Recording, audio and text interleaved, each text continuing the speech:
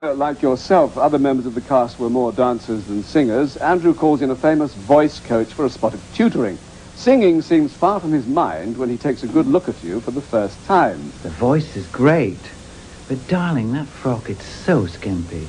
Singing coach to the stars. In fact, he'd like to teach the world to sing, Ian Adam.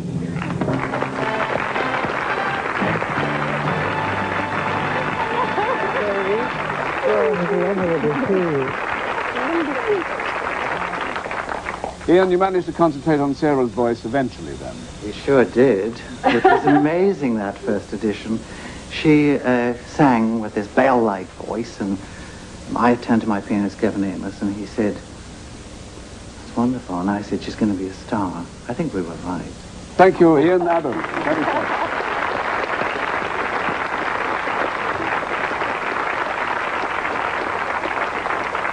Now, Ian's voice coaching and Andrew's encouragement lead to a dramatic emergence of your talent.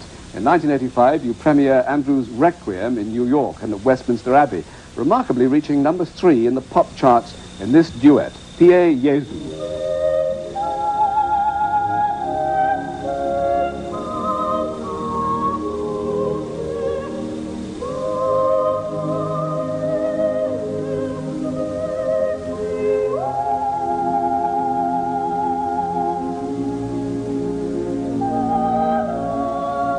And the other half of that duet, Winchester choir boy, now aged 17, Paul Miles Kingston.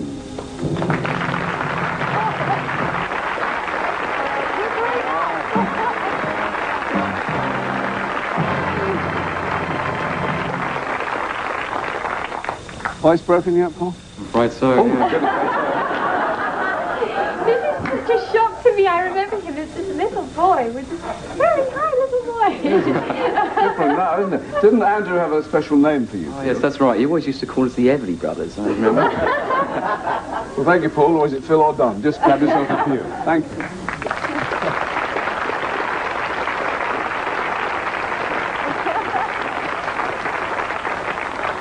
I think he's outgrown his strength. Now, Sarah, we're going back to America now to hear from someone else very important in your life, to celebrate a conductor who wielded the baton for your duet with Paul. From Pittsburgh, musical director of the Pittsburgh Symphony Orchestra, Maestro Lorin Maazel. Hi, Sarah. If you remember, we first met during the rehearsal period immediately prior to the first orchestral playthrough of Andrew's Requiem. Since then, I've come to know you for the charming, pixie-ish, and lovely person you are.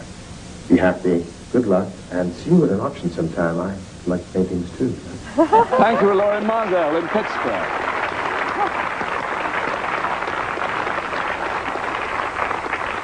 Now, recently, Sarah, you toured Britain in concert, titled, appropriately enough, The Songs of Andrew Lloyd Webber.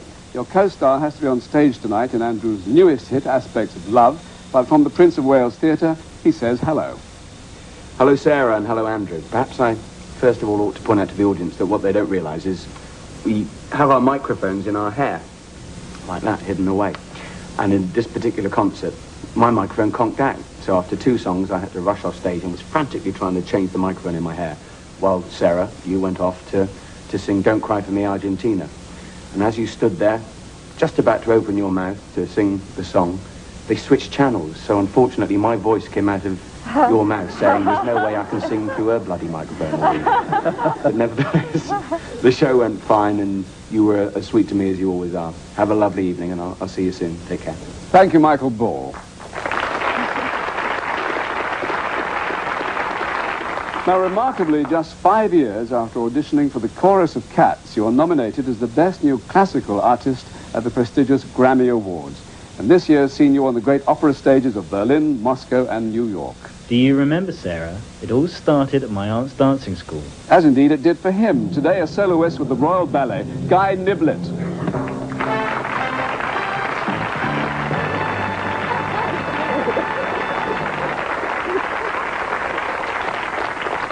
And Sarah, we have a picture of you and your distinguished partner when you were both only 6. Guy, what are your memories of her? Well, she was a marvellous performer and a real favourite of my aunt's. She always said she'd gone to great things in the theatre. But Sarah, I am equally delighted that you have achieved even greater success in the world of opera. Yes, she held your hand when you first took centre stage at the age of 3 in your first dancing school. She watched your progress ever since. Yvette Sargent.